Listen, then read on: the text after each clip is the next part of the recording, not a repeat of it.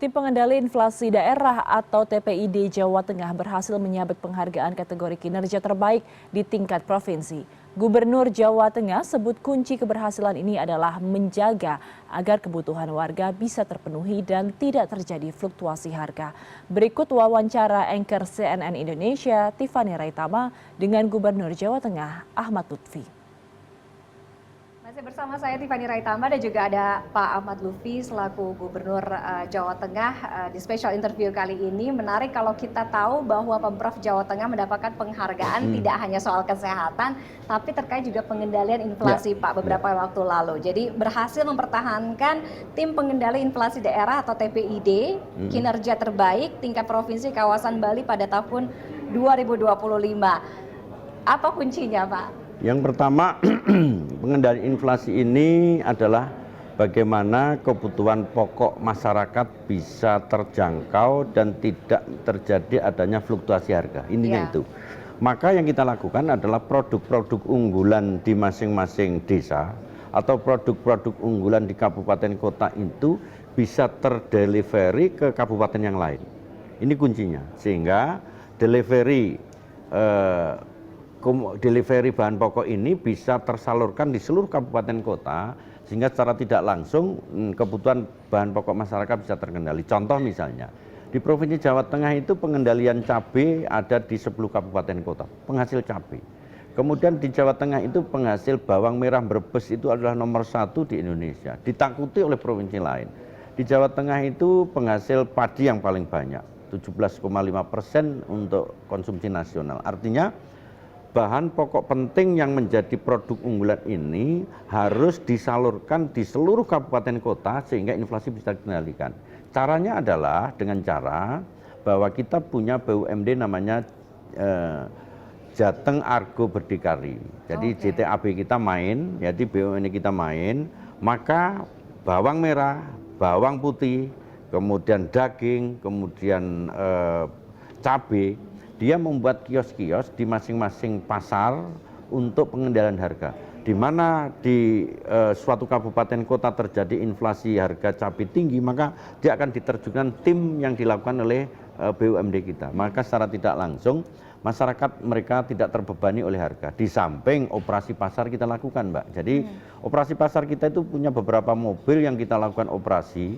Apabila ada pengendalian harga kita tidak stabil, maka dia akan turun. Di samping yang terakhir adalah Satgas. Kita punya Satgas bahan pokok penting, kita gandeng Polda, kita gandeng Pemprov, kita gandeng Kodam, kita gandeng Kejaksaan untuk apa?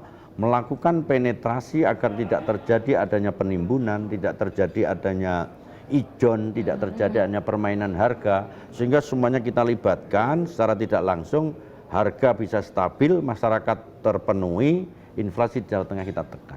Karena punya kuncinya juga untuk pengendalian inflasi ada 4K itu tadi ya Pak ya, ada keterjangkauan harga, ketersediaan komoditas, kelancaran distribusi dan juga komunikasi yang efektif. Nah, impact ke masyarakat Pak, kalau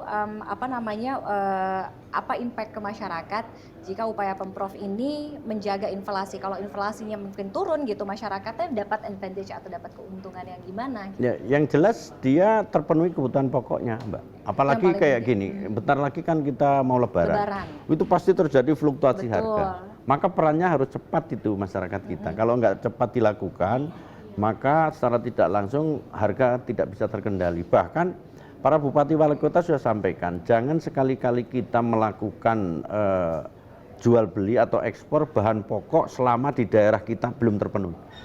Jadi kita cukupi di provinsi kita, baru silahkan keluar. Dan ini kita gunakan untuk apa? Agar ekonomi di Jawa Tengah tumbuh kembang. Hari ini sudah hampir 5,37% di atas nasional, ekonomi di Jawa Tengah tumbuh. 5,37%. Oke. Jadi memang fokus di dalamnya dulu, di dulu, rumah baru sendiri keluar. dulu, baru keluar, lihat keluarnya dulu ya. Oke, menarik kita tahu bahwa skup atau cakupan luas Jawa Tengah ya kan Pak ya. Strategi Pemprov dalam mendukung, saya bilangnya apa, kolaborasi atau konektivitas untuk bisa mendongkrak atau mendorong pertumbuhan ekonomi daerah agar bisa semuanya berjalan dan bertumbuh bersama? Rentang kendali provinsi ke desa itu jauh. Provinsi satu lurahnya hampir 8.760, termasuk kabupaten kota hampir 35. Kecamatannya itu 570, kan banyak sekali. Sehingga caranya apa? Jadi bagaimana kita mengefektifkan mereka untuk melakukan kerja-kerja kolaboratif secara bareng. Jadi kerja-kerja kolaboratif bareng itu apa? Suatu kabupaten kota dia tidak bisa berdiri sendiri. Betul. Maka dia harus menumbuhkan ekonomi baru di daerahnya sendiri dengan menggandeng beberapa kabupaten kota. Di Jawa Tengah itu ada 7 kabupaten kota, 7 ex-karesidenan. Ex-karesidenan itu ex-karesidenan Solo Raya, ex-karesidenan Pati Raya, ex-karesidenan Keduraya, ex-karesidenan Pekalongan Raya, ex-karesidenan Semarang Raya, ex-karesidenan Banyumas Raya, ex-karesidenan Solo Raya. Jadi di masing-masing ex-karesidenan ini kita menumbuhkan ekonomi baru dengan cara melakukan konektivitas. Contoh misalnya, di Solo pernah ada grid sale yang 1 bulan bisa 10,1 triliun dengan cara grid sale di 70 kabupaten kota. Artinya apa? Di ex-karesidenan Solo Raya, Pati Raya, Semarang Raya, Keduraya, dia melakukan pertumbuhan ekonomi secara mandiri. Jadi namanya aglomerasi. Itu tidak cukup. Misalnya Semarang itu tidak punya beras, dia ngambilnya dari Kendal. Solo itu tidak punya beras, ngambilnya dari termasuk kebutuhan lain. Maka di ex-karesidenan itu menumbuhkan ekonomi baru. Kalau di lewat provinsi, kabupaten, kota nggak sanggup, kita ekspansi keluar. Saya sudah koordinasi dengan Riau, kemudian dengan Lampung, dengan Maluku Utara, dengan Kepri, kemudian dengan Kaltim, dengan Jatim. Untuk apa? B2B. B2B-nya apa? Dia perlu apa, kita memerlukan apa, dia butuh apa, saya butuh apa. Ini untuk menumbuhkan ekonomi baru, termasuk ke luar negeri. Jadi ke luar negeri pun sama, dengan rangka apa? Menumbuhkan ekonomi baru di Jawa Tengah. Termasuk juga menumbuhkan industri ekonomi kreatif, Pak. Betul. Iya. Gimana, Pak? Jadi karena kita lihat bagaimana dinamikanya ya kan. Ekonomi kreatif ini kan tidak mengenal batas umur dan profesi. Iya. Selama dia mempunyai umur yang mempunyai usia produktif, dia bisa eksplorasi ekonomi kreatif. Karena ekonomi kreatif itu bisa menciptakan lapangan pekerja dari diri sendiri maupun orang lain. Nah, di tempat kita sudah kita tunjuk Kecamatan Berdaya. Kecamatan Berdaya itu masing-masing kabupaten kota nunjuk di Kecamatan Berdaya yang isinya ekonomi kreatif. Ekonomi kreatifnya apa? Program dilakukan oleh Kementerian Tenaga Kerja, Kementerian Sosial maupun Dinas Tenaga Kerja kita atau Dinas Sosial kita untuk membuat program bagi ekonomi kreatif satu anak muda.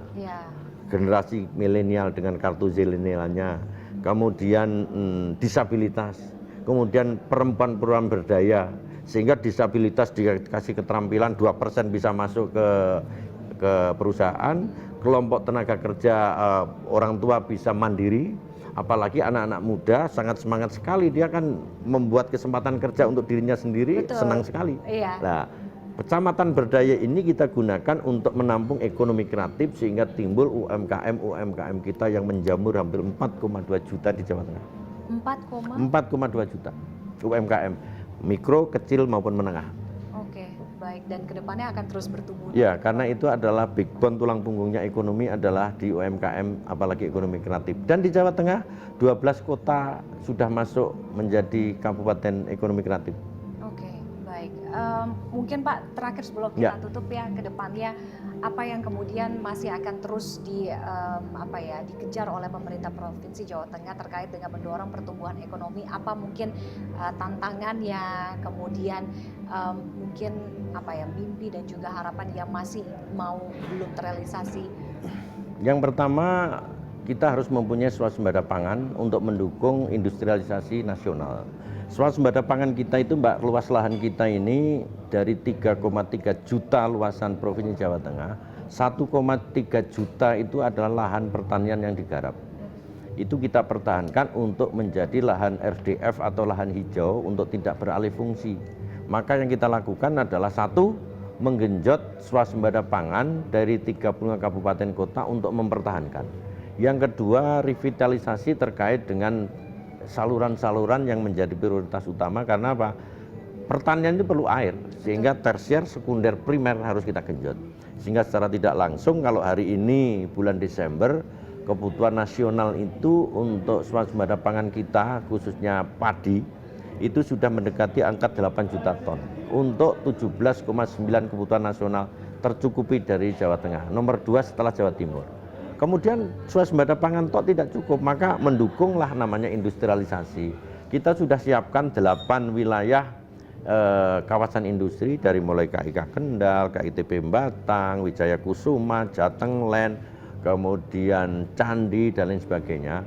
Itu tidak cukup karena mereka hampir penuh.